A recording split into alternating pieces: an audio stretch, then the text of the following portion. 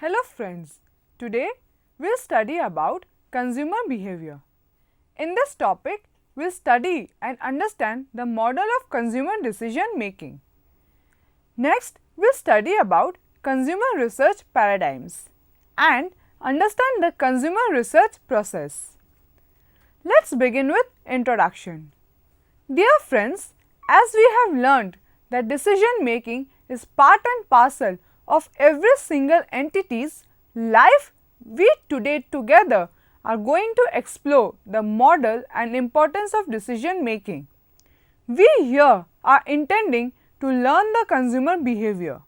Our first step is hence to learn the model of consumer decision making.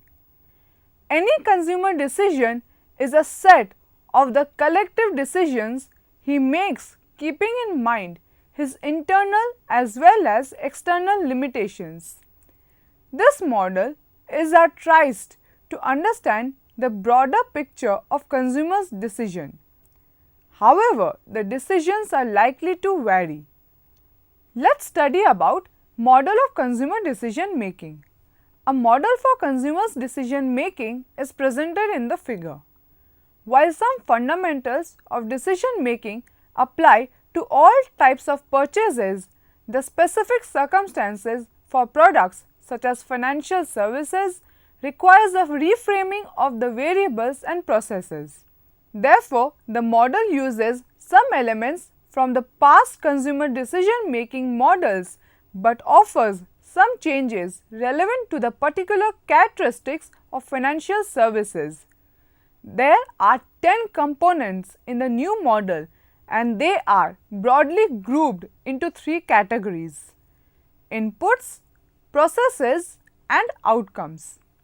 Firstly, the first component of this model is the inputs, which comprises of purchase situation, consumer characteristics and information sources.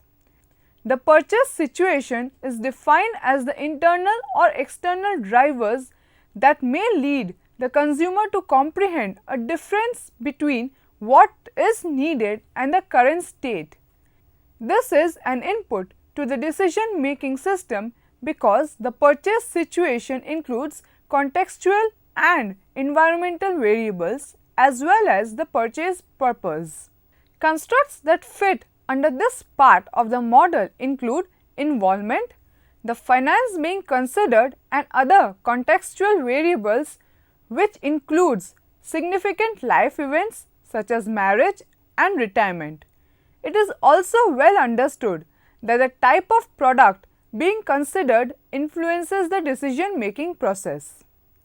Consumer characteristics. Consumer characteristics for this model are a combination of the two inputs of psychological and social influences with the addition of key demographic indicators. The variables under consideration in this section are broadened to include influences to the consumer as well as psychological or social. The sub-elements often measured in this construct include but are not limited to lifestyles, motives, attitudes, personality, memory, knowledge or learning, age, income, goals and other demographic and cultural variables. Next that we have is information sources.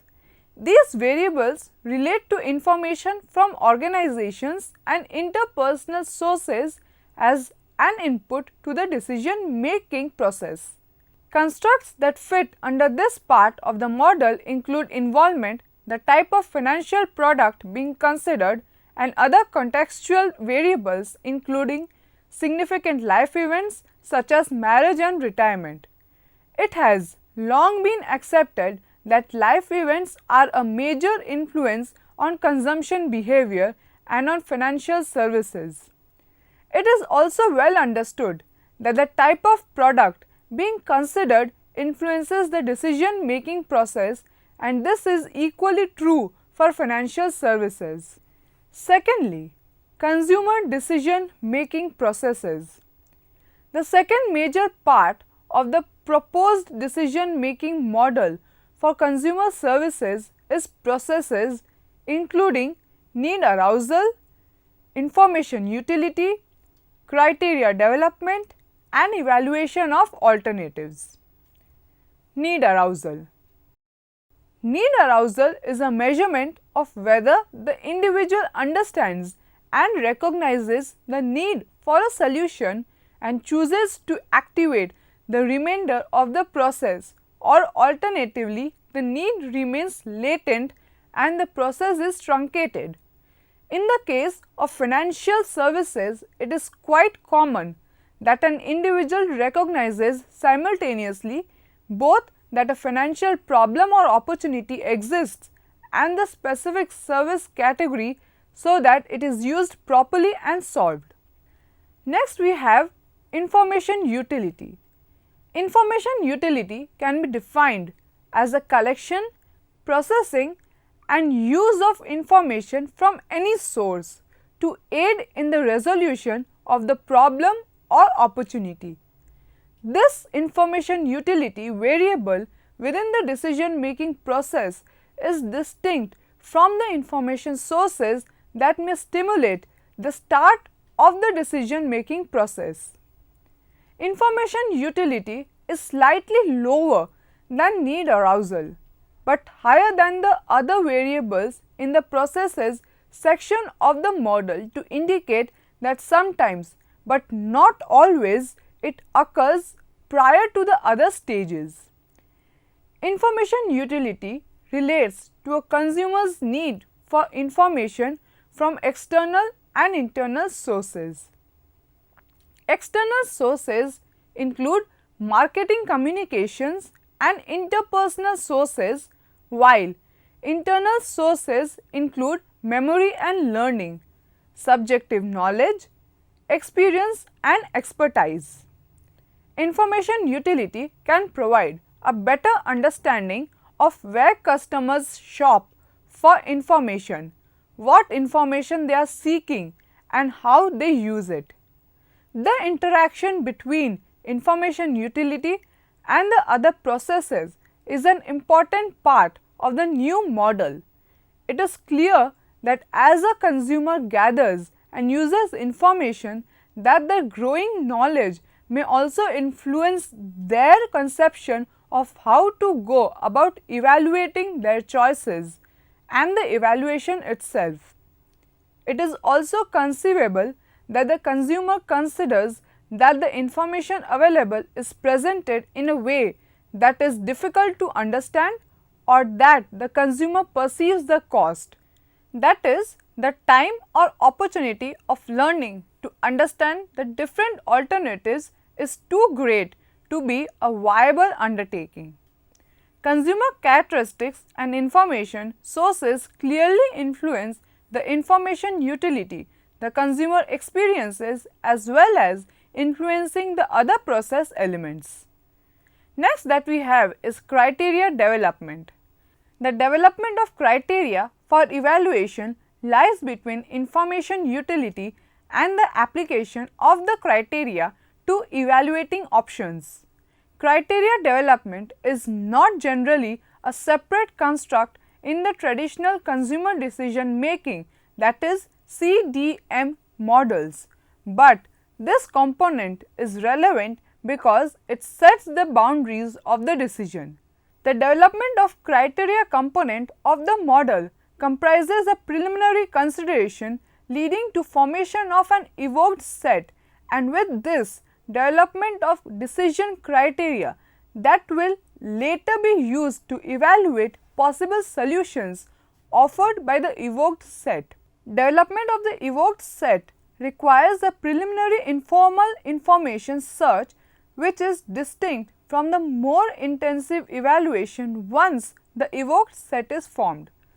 In the health industry, we have come to know that when consumers have less objective knowledge relevant to a purchase decision, they tend to have a smaller evoked set because those with less knowledge of the product find it harder to distinguish between alternatives.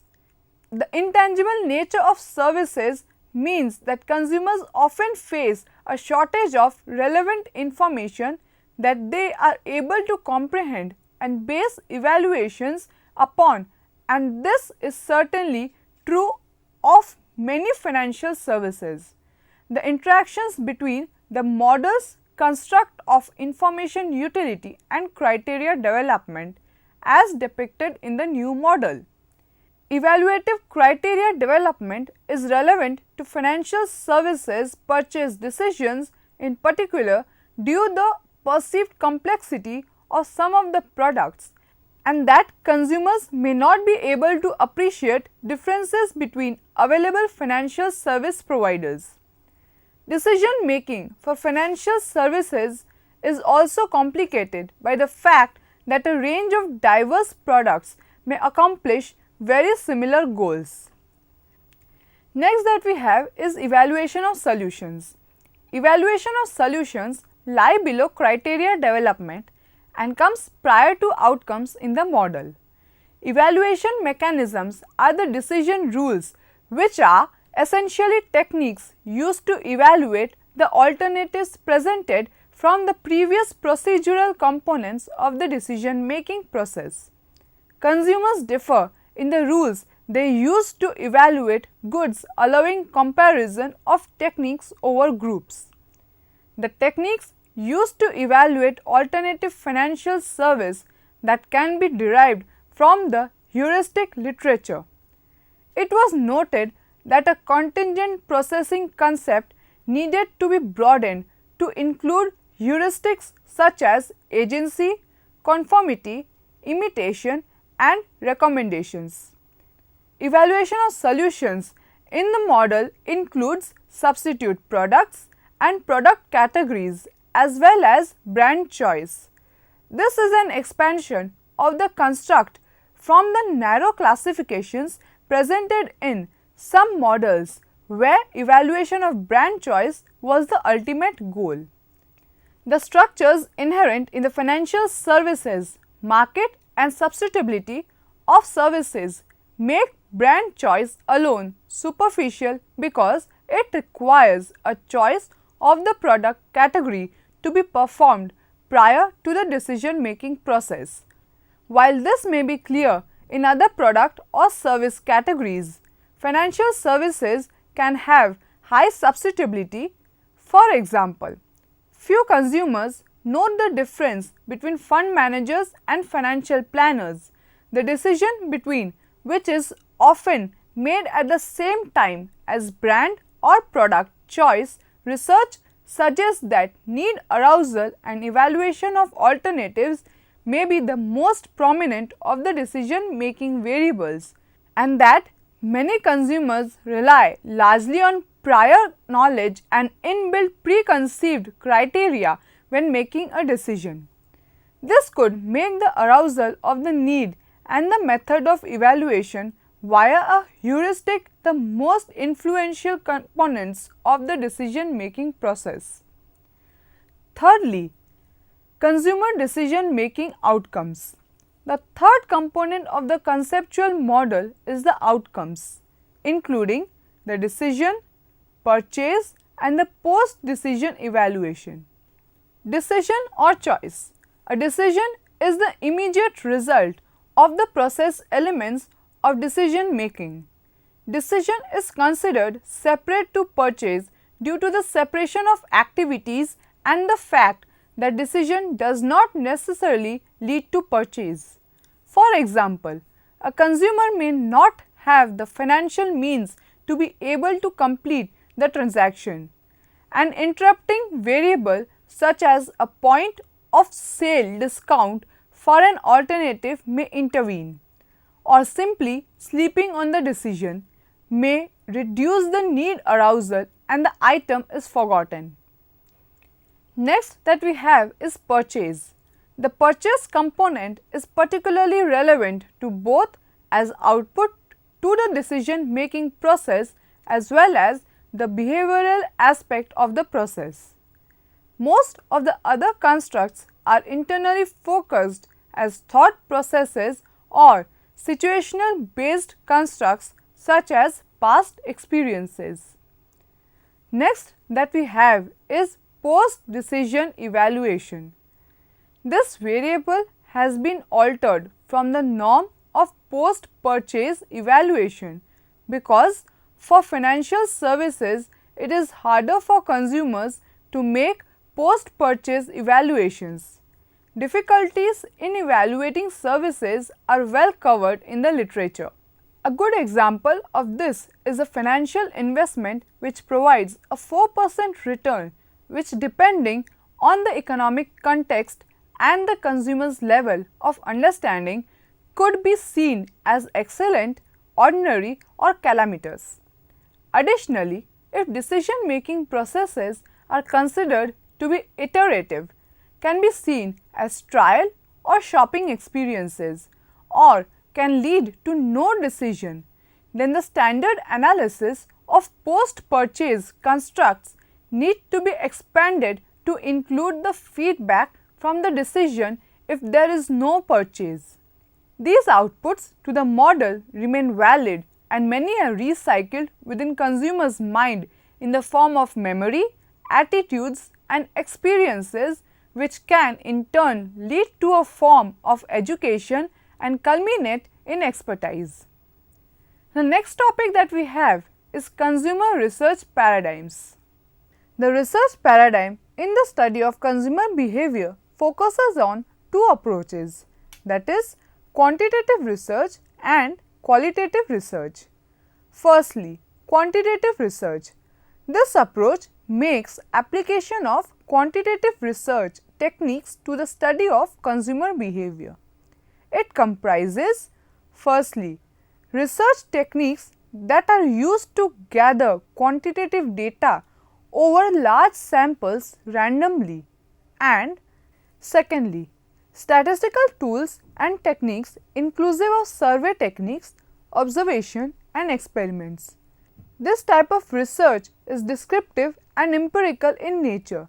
It is primarily used by the positivists while studying consumer behavior with a focus on prediction of consumer behavior. The findings can be generalized to marketing situations. B. Qualitative research in consumer behavior. This approach makes application of qualitative research techniques to the study of consumer behavior. It comprises, first, research techniques that are used to gather qualitative data over small samples randomly, and secondly, non-statistical tools and techniques inclusive of depth interviews, focus group, projective techniques and even observation. The type of study is subjective and non-empirical in nature. It lays emphasis on the holistic what, where, when, why and how of human behavior. The focus is on understanding consumption behavior and consumption patterns. The objective is to gain an understanding of consumer behavior and the underlying causes that govern such behavior. The approach assumes that all marketing situations are unique and hence the findings cannot be generalized to marketing situations. Next that we are going to study is about consumer research process. Consumer research plays a very important aspect, especially when a company decides to start with a new product into the market. Companies conduct market research to better understand the consumers, their needs and the satisfaction level. After conducting various surveys and focus groups, companies analyze the consumer data and then decide the results. This illustration explains the consumer research process. Next that we are going to study is about developing research objectives. The first step in the consumer research process is to develop the research objectives, which involves defining the purposes and objectives to ensure a good and appropriate design. A statement of objective helps us to define the type and level of information needed. Collection of secondary data. There are two distinct sources of secondary data, external and internal. External sources. External sources are numerous. Consumer generated media (CGM) especially has grown in importance as a data source. The key is to avoid spending too much time following blind alleys.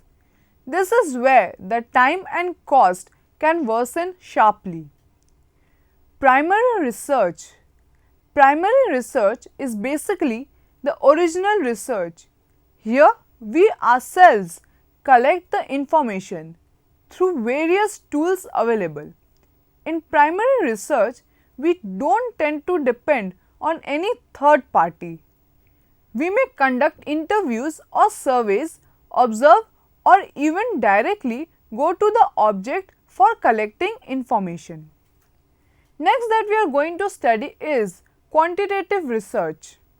A quantitative research study is comprised of research design, the data collection methods, instruments to be used, and the sample design.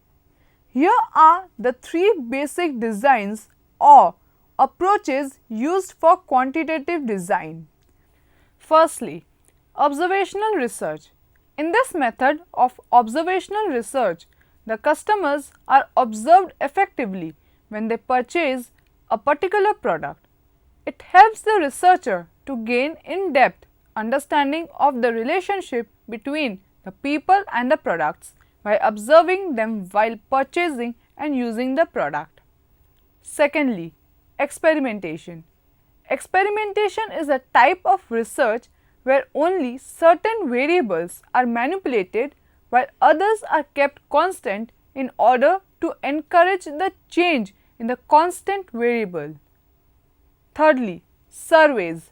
A survey is a method of research in which an interviewer interacts with respondents to obtain facts, opinions, and attitudes. Data collection instruments for quantitative research data. Questionnaire and attitude scale.